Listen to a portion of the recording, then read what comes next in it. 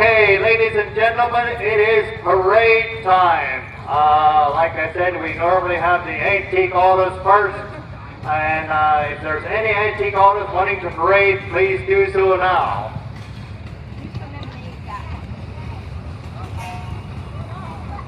If not, we'll be looking to the steam engines to start the parade.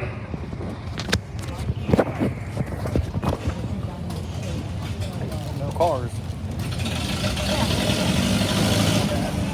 After the steam engines will be our feature display, Ford and Fortune, and then the next will be the Arbors and Oddballs, and after that the prairie tractors, and then all the rest of the tractors, and then last will be the garden tractors.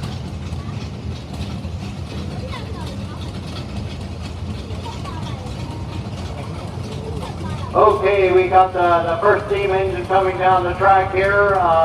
We have Tumble is very fortunate to have such a nice lineup of steam engines. There's very few shows that can surpass this. And we have such a nice variety of them too. And anyhow, the first engine coming down the track here is a John Goodison, built in Sarnia, Ontario. That's quite a rare engine for around here. I think there's another one here, but it's not in running condition. This one here, I think it's a 20 horsepower, is that right?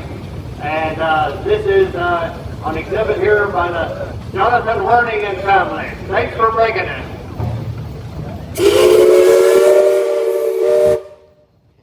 Next one here is the 13 horsepower Russell. This is owned by Andrea Biesecker. And this little 13 drove horsepower, but this little 13 horsepower engine pulled over 70 horsepower on the dynamometer very consistently. And it's a great little engine, and this was built in 1901. So, boy, if I'm 120 years old, if I'm even walking, I'll be lucky. They got a picture of the boss, the steer there on the side, and one guy said he wonders why it has the tail up in the air a little bit. Next one here is a Case steam engine. This is Rough and Tumble's Case steam engine. I would say that I'm told it was a 75 horsepower, is that right? Case was one of the companies that built steam engines much longer than many other companies. A lot of these engines, unlike the engines that we have, the bricks and so forth, these were actually heavy flying engines. We actually saw more of these. Anyhow, look at this here. They're kind of working together here. The idea here is to keep that hitch pin off the ground and also not tear the string. This case is followed by a Dave Super's family 1915 Frick, 7.5 horsepower Frick E-clip. Another beautiful engine here. That's quite a feat there. Takes some real teamwork to work together there to keep that in line there.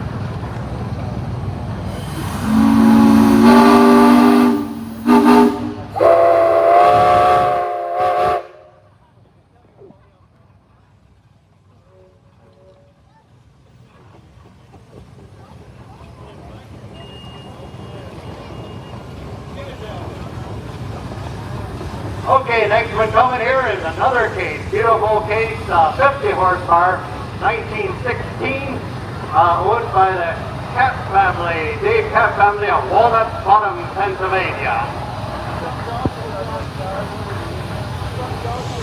The engineer is Joshua Cap. Thanks for coming.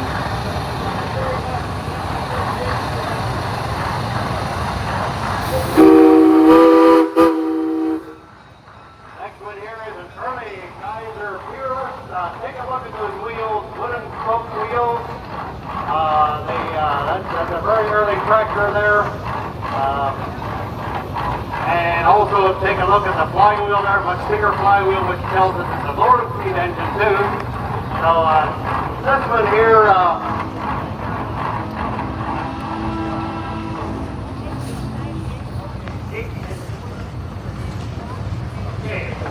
this is built 1898. This is probably the second oldest tractor on the grounds here. And It is here exhibited by Jesse Myers, built 1898. Thanks for bringing it. Beautiful rare engine.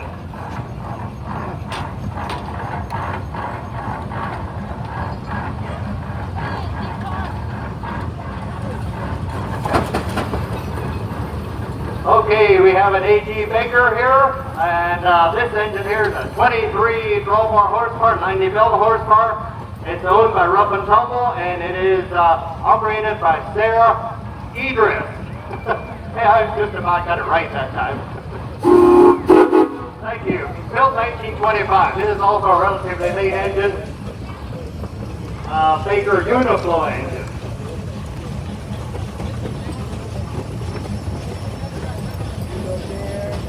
Oh, that's so counterflow I was told. Never got retrofitted. Hey, thanks for the information there. Next one here, we got another Fricke Eclipse built in Waynesboro, Pennsylvania, 1921. Frick, 8.5 by 10. It's owned by Josh Nace. And another beautiful engine here. Yep, thanks for bringing it there.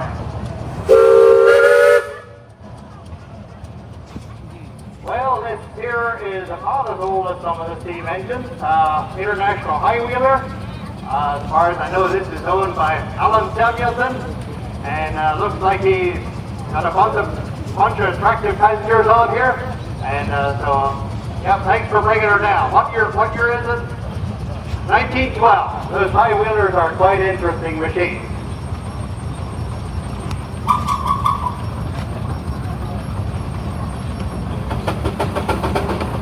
Next one here is an advanced Romney steam engine. That's an engine we don't see that much around here. This engine is owned by Alan Samuelson. Probably, of course, later on, became the company that built all the oil molds. But this was an early engine here. What year? 1920. And what horsepower? Okay, 1920, and it was a 20 12-bar horsepower, 60 build horsepower. Thanks for bringing it. That's another heavy engine there. Here we have a smaller advanced steam engine coming. 6 horsepower advanced Rumley. Some of these small engines definitely had their place on smaller farms. Okay, that's right, they did it for reproduction, obviously 6 horsepower, but it's built by Jonas Stutzman. In 2014, they did a great job. Thanks for bringing it.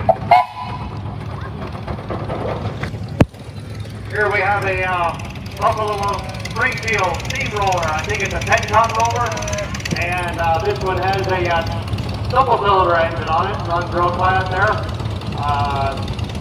The steam rollers were natural for rolling.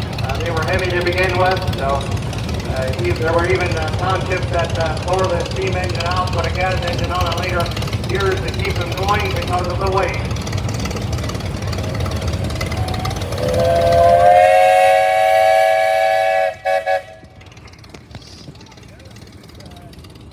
Next tractor here is one of the smaller gauge cross-motor tractors. It is a 1220, built 1925, by the Huber family of Titusville, New Jersey. Thanks for bringing it out.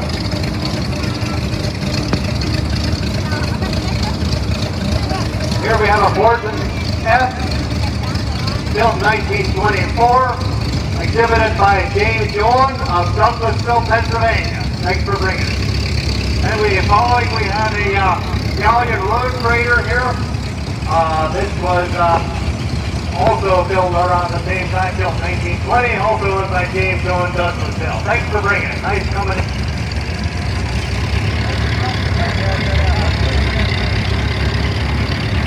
Oh, here we have a hot rod. Oh boy, Evan Brubaker, you're going to need a lot more room than this to take off today. Okay, 1952 Ford 8M with custom V8 engine and this pump. And I think there was another company that used to build these conversions. turn these tractors into heavier tractors for the threshing guys. You want to capture some more of the market. I'm told that when they put this big engine in, they had a little trouble with the pulley gears. It didn't last very good anymore. That's right. Well, yes. Here he goes. Well, the next engine here, take a look at that. Does it look like a steam engine? Does it sound like a steam engine? Is it a steam engine? Well, no, it's not a steam engine. It is a Townsend oil tractor.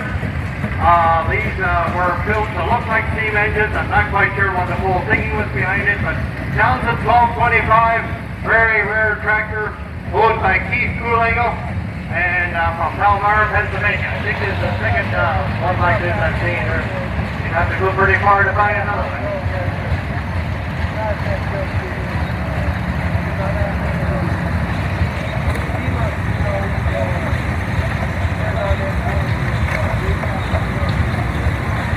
Next one here is an Oliver OT46 with a 3-cylinder engine in it, 3-cylinder diesel, owned by Harlan Wood, built 1962.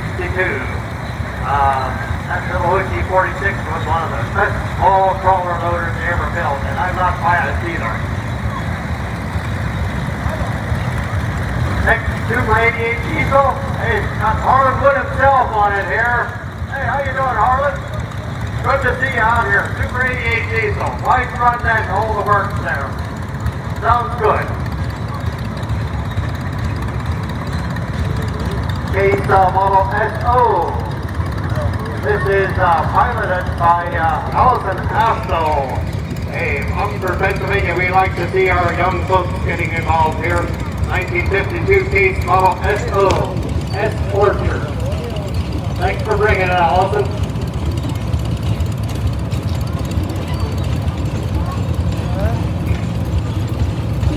Next is a Cleatrack AG6 crawler.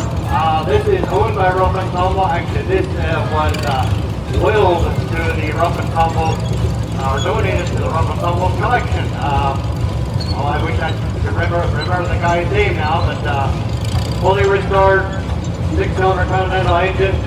These were built from 1940 to 1958. And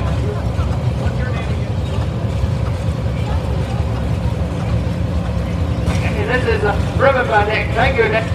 I saw Nick out there in the dirt moving area. He was starting to move dirt like a pro. His mom's getting a little worried about her flower beds right now.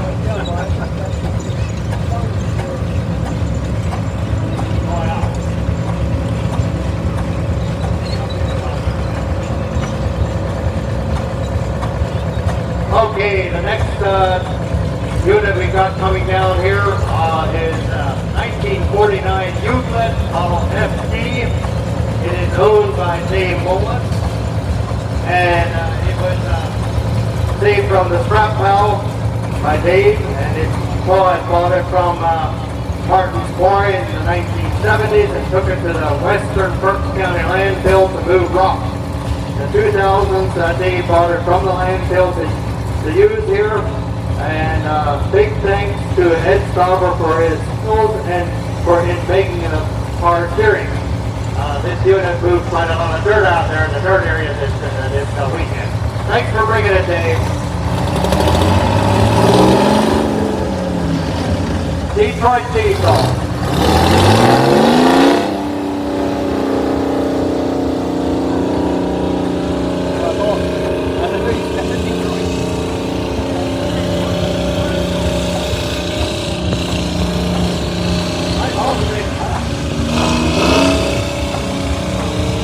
Okay, next tractor coming down the track here is a very rare tractor, a Fairbanks Ford tractor.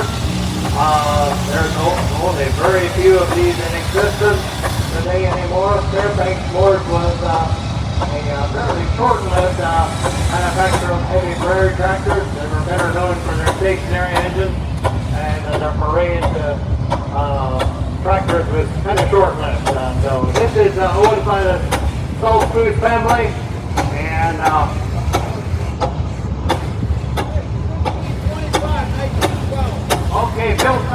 12, 15, 12 more horsepower, 25. Belt horsepower, 15, 25. Thanks for bringing it. Next tractor coming down the track here is built by myself, Landon Zimmerman. This is a German however. There were only 3 of these built. Model X12Z, built 1960. White Motor Company bought the company in November 1960, and they elected not to take the project any further, very effectively killing what could have been a very successful tractor. Power shift transmission, power steer, torque converter, 80 horsepower engine, power steer, quite a deal. It'll really push dirt. And driver is Leon Ray Martin. Thank you, Leon.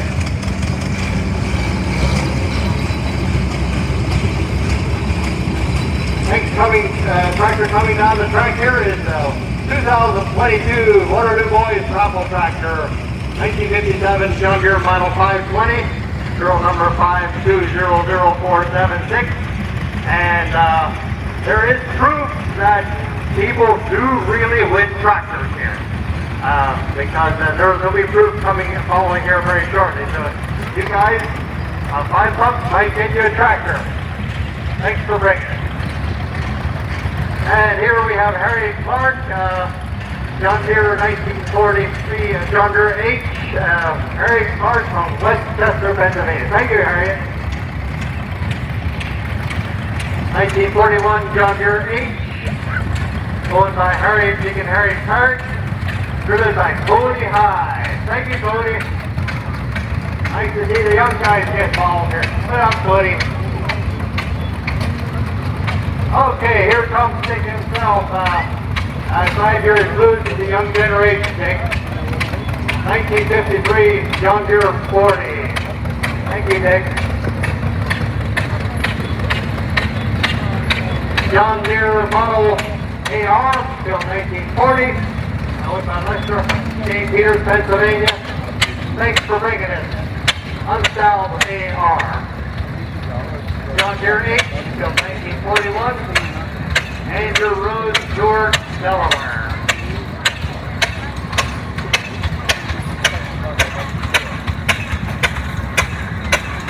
International 5P. Very early tractor.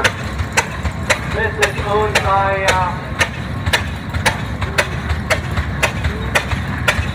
can't tell for sure who it was. 20 horsepower.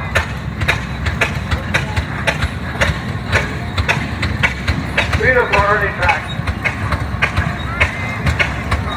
This is really, I think, their first gear drive.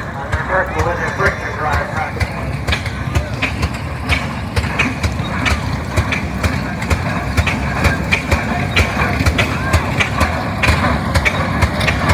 Looks like it can be. They're going great. Okay, next we got a rumbly old bull here. 1530 Model F, built 1950, owned by the Springfield family. This is a single cylinder rumbly oil bull. 1530 with a little brother to the big 3060 Model E. Big prairie tractor. Used to bring up the prairie. Next tractor here is a horsepower, very early rear horsepower, model 1227, built 1913. Also called these the oil king tractors, or road king, owned by the Springfield family of the old Pennsylvania. Very unusual tractor, very rare tractor, unusual wheels. Rumbly K, built 2540, Springfield family. Let's take a look here. This is 25 horsepower, 40 bell horsepower, and 2 tractors ahead there with 15 horsepower, 30 bell horsepower. Quite a lot of development between those 2 tractors there. John Deere B, Untitled Model B. Oh, this is the, we need to talk about this one a little bit here. This tractor here is here by Open Stoffer. This tractor here was the first 6-speed John Deere B. They're probably our grandfather now, right? Grandfather here, right? He did custom work and he got tired of how slow that B went, so he went to his brother Dan Stoffer and they took that transmission apart, extended the shaft off the side, and attached 2 gears to that transmission, to the transmission shaft, and built a little gearbox on the side there, and a separate shift lever to shift it up in another range for more speed. And I'm told that they sold that idea to John Deere for $100. This tractor is 1937, so it was probably sometime between 1939 when that happened. Well, it doesn't sound like a lot of money today, but it was back then. You have to consider that there was a depression. $100 were hard to come by. Thanks for bringing it. Unique tractor. Case LA. Hey, I smell the propane there. Propane tractors had its place in time for a while there. What year? 1948. Case Model LA propane. Thank you.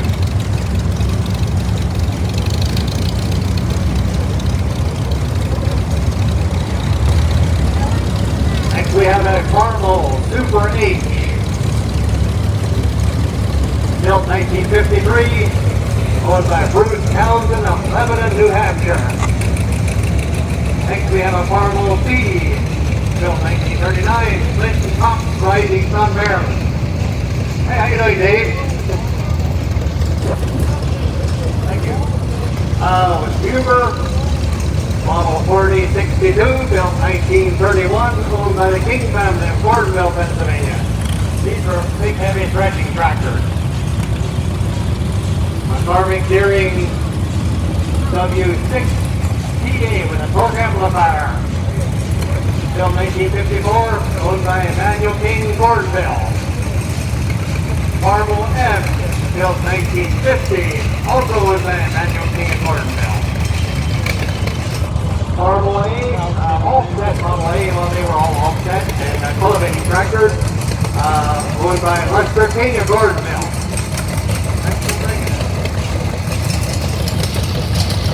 John Deere 620.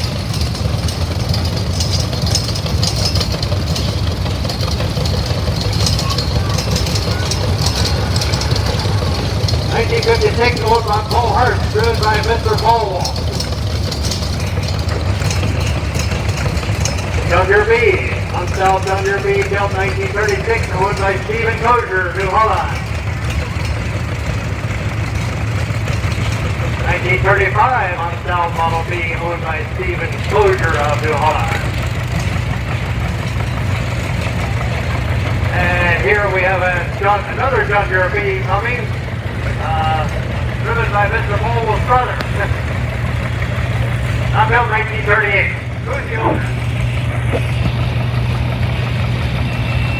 John Deere 70, owned 1953, John Deere 70 gas, also owned by Stephen Tozier, New Holland. Ford 9N. Here is, or this is a 2N, I'm sorry. This was right after World War II. They renamed the 9N. There wasn't a lot of changes between the two, but they were able to apply for a different pricing structure than when they did that. Built 1946, Jeremiah Bremer of Broadway, Virginia. 1948, Ford Model 8N, Joshua Reamer of Newburgh, Pennsylvania. That's a correct Ford 2-bottom plow on the back there. It looks like it's got a motor just for a long day in the field. Alice Tower QC, built 1935. This was really the first factory farm tractor unrubber. That's where it all pretty much all started. Barney Oldfield, he ran around the racetrack at 60 miles an hour or whatever, and as a publicity stunt. But the Alice Tower QC model was got its start there. 1958 Farmall 130, Sandy and Joe Weidel, Columbia, Pennsylvania. As you can see, the 130 is also an All-State tractor, and that has the correct single bottom fast kick plow on the back. 1955 John Deere 60, owned by Sandy and Joe Weidel, Columbia, Pennsylvania.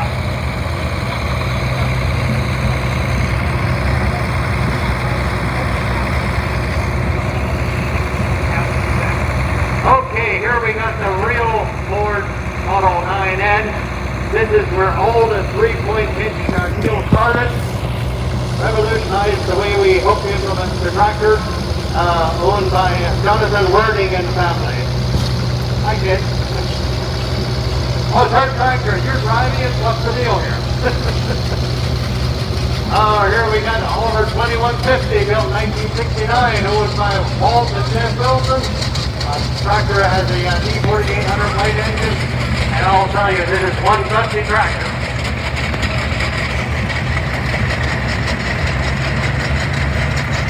Caterpillar D2. This is driven here by our Wimble editor, Bill Glenn, and got his pal, Roger on it. I recognize him from the newsletter. Another sighting. Roger's getting a nice ride there. 1952 Model P2. Bill Glenn. Thank you, Bill. We appreciate what you do for the newsletter. As you heard, 1958 444 owned by Art Absol. A diesel. That's quite a rare deal there. Hey, thanks for bringing it. 1953 Oliver 77, owned by Art Absol. Thanks for bringing it. Oh, here comes Harlan Wood again. Oh, looks like he changed tractors again. 1949 Oliver 99, four-cylinder 99. Harlan and Steve Wood, family of New York State. My great uncle Harvey Burkholder, he did a lot of pressing with the four-cylinder 99. Here we have another Caterpillar coming here, and this is a D4. 1942, Caterpillar D4, built in 1942. Looks like they got an electric motor on the side there. Apparently that 20 motor must be a little hard to start sometimes. D2 and D4, all start a long line of Caterpillar D series there. Case 600 propane, owned by Mike and Colton Garver, built 1957, operated by Colton. Case 500 diesel, built 1954 on factory steel. Unusual to find one of factory steel that late. Also owned by Colton Garver, Paradise, Pennsylvania. John Deere Model A, Untitled Model A. That is a hand-start unit, of course, owned by Ethan Weaver of Elk Harbor, Pennsylvania, built 1937. Thank you. And here we have our first Cub Cadet coming. Okay, Ivan King, I believe, built 1970. I believe that was had the double duty of mosquitoes. Righty, Ranger Colt, 10 horsepower, built in 1962. Will Bolano from Exton, Pennsylvania. And here we have one from across the pond, and it's an early Kubota, model L225, built 1975, owned by Gideon King of Gordonville. And here we have Paul Wilson on his 1957 Oliver Super 88.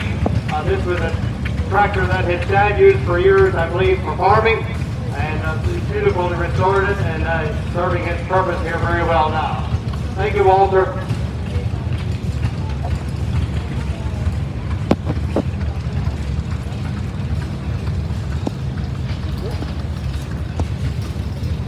Okay, ladies and gentlemen, I believe that concludes